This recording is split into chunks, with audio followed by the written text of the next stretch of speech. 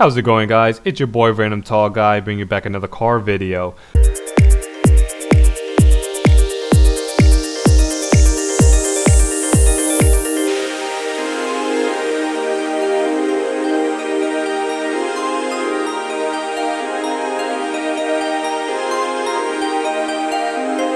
Since we're all stuck at home, I think right now is the best time for all of us to work on our cars just to get them up and running and make sure that they're reliable when it comes to, our summer road trips and stuff like that, our car meets, you know what we're talking about, all our awesome fun car activities we're going to do in the summer.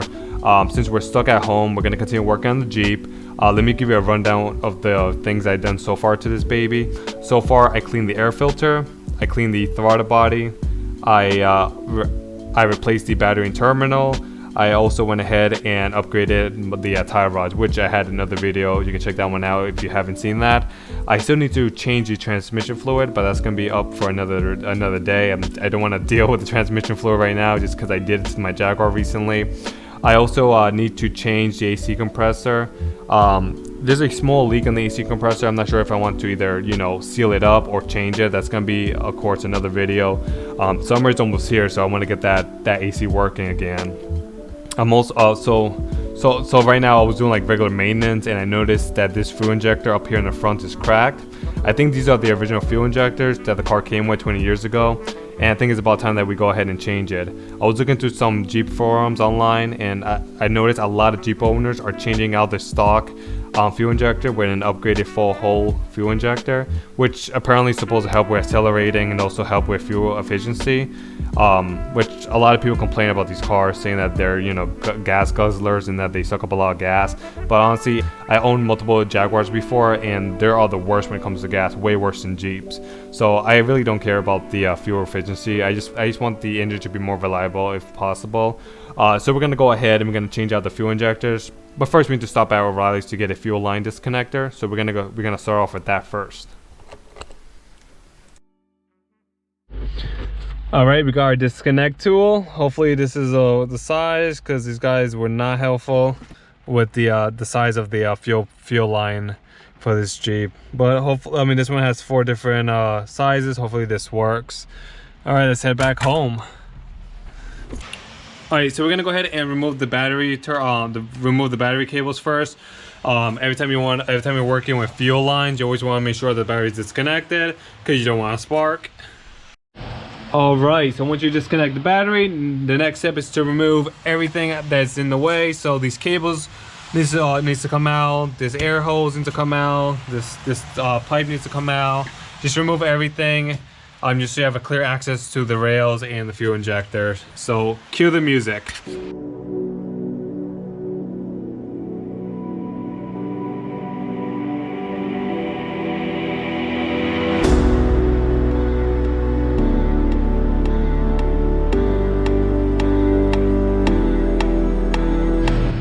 All right, I went ahead and got everything out of the way. Now we're gonna go ahead and we're gonna release the fuel pressure. Now I went ahead and removed the gas cap, and I'm gonna go ahead and just press this little nozzle here. It's kind of like a bicycle air valve.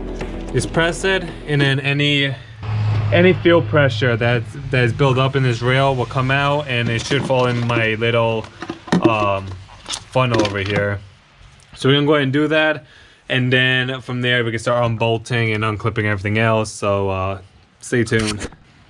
I went ahead and released the fuel pressure from the rail. So we're gonna go ahead and disconnect all these cables, and it looks like it's getting dark outside. So we're gonna go ahead and bring out the lights so we have better, so we can see better.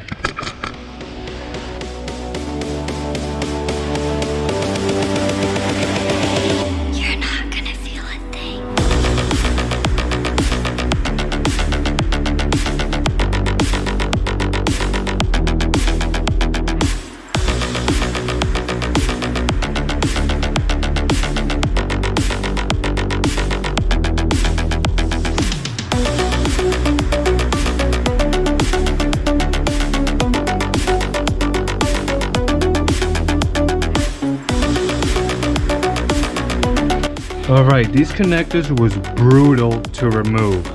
It looks like these are the original injectors, because this thing was seized in there. All these was seized in there pretty tightly, and I keep breaking the locking mechanism, which I honestly don't think we need this. This is just for an added protection, but they lock just fine by themselves without them. Yeah, they were really stuck in there, all of them, every single one, and the plastic is really brittle. But at least I got them out now. So maybe in the future I'll replace this. I mean, the best part is that they're right here, so I can come back to them later with new connectors, and I don't need to disassemble anything. All the hoses and stuff could be in their spot. All right, so now once we got these removed, we're gonna go ahead and remove the bolts. We got one here, one here, one here, 4 bolts, and then we just tug on it and take out the whole fuel rail.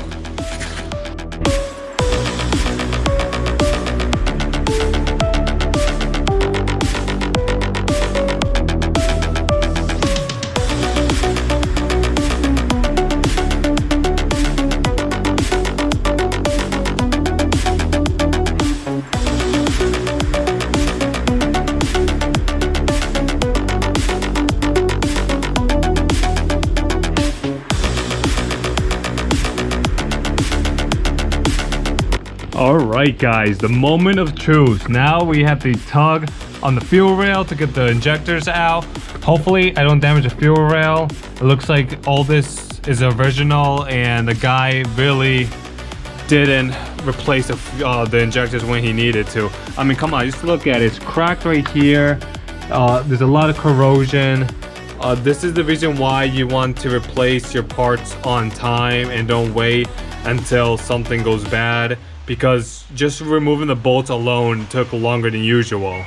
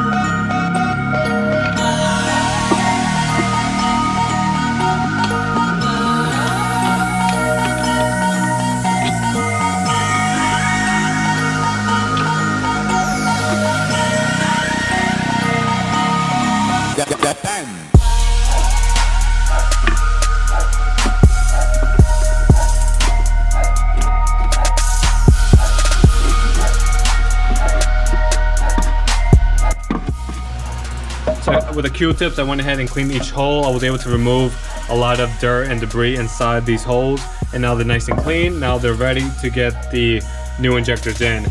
Since I sanded this down, I don't want it to get any more corroded. I'm gonna go ahead and get some car wax. I'm just gonna apply some car wax on it so that the car wax can keep moisture out of the metal, which should make it last a bit longer. I recommend putting a bit of grease around the O-rings just so that it can keep the ring nice and moist and won't crack up later in the future, and also it keeps it from seizing up inside the fuel rail. So if you do have to replace it, you don't have to be yanking and yanking just to get these out. So I recommend just putting a bit of all-purpose grease around it. Be extremely careful not to get it inside the injector, because the moment you get inside the injector, you're gonna ruin it. And alright, all injectors are in now. And these actually have the little grooves to put the retaining clip back on, so I'm going to go ahead and do that just for extra protection to make sure that the injectors don't pop out of their place. And then I also recommend take a vacuum and you want to clean all this, just because you won't have a chance if you decide to do it later with the rail back in its position. So you take a vacuum, suck up all that disgusting, I don't even know what that is, and just make sure you don't get nothing inside. I'll make sure you get nothing inside the injector port.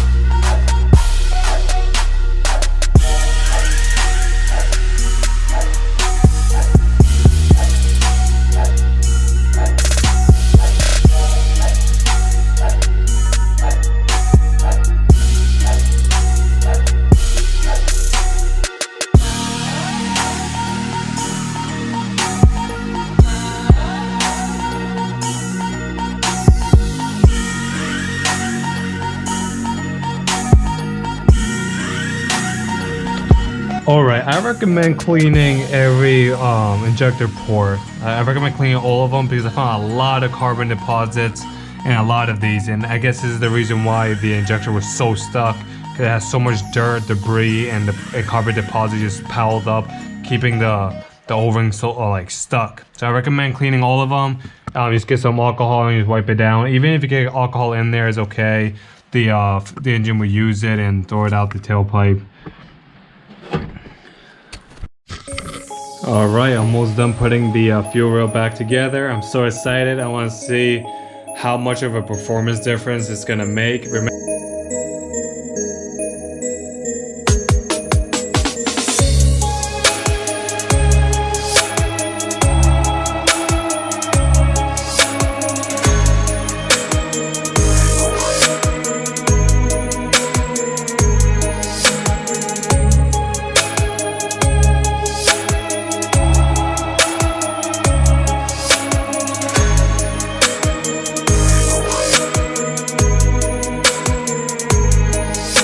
Alright guys, we are done. We went ahead and pulled the cables back, all the hoses, all the fuel lines, and all the connectors. Now this one was giving me issues over here.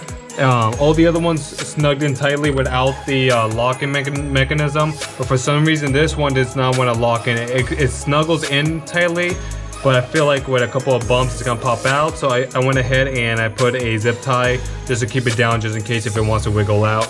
Alright guys, so now we're gonna go ahead and start the car. We're gonna turn on the key, let the fuel pump fuel the fuel rail, and then start her up, and hopefully I don't get a check engine light. Alright guys, we're gonna start her up. Hopefully she turns on. So you want to turn on and off the car a couple of times. That's basically just gonna build the pressure inside the fuel system. And then after a couple of seconds, go ahead and turn it on.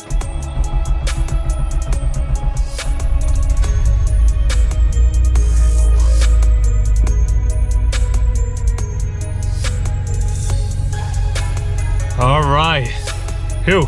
After a couple of seconds, the RPM should settle down, and then it should be a nice flow. The engine shouldn't be skipping, the cylinder should be firing in its order. And it looks like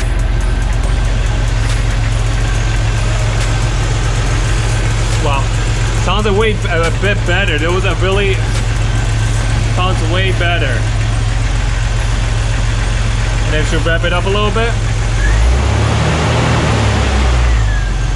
Sounds good. Sounds beautiful.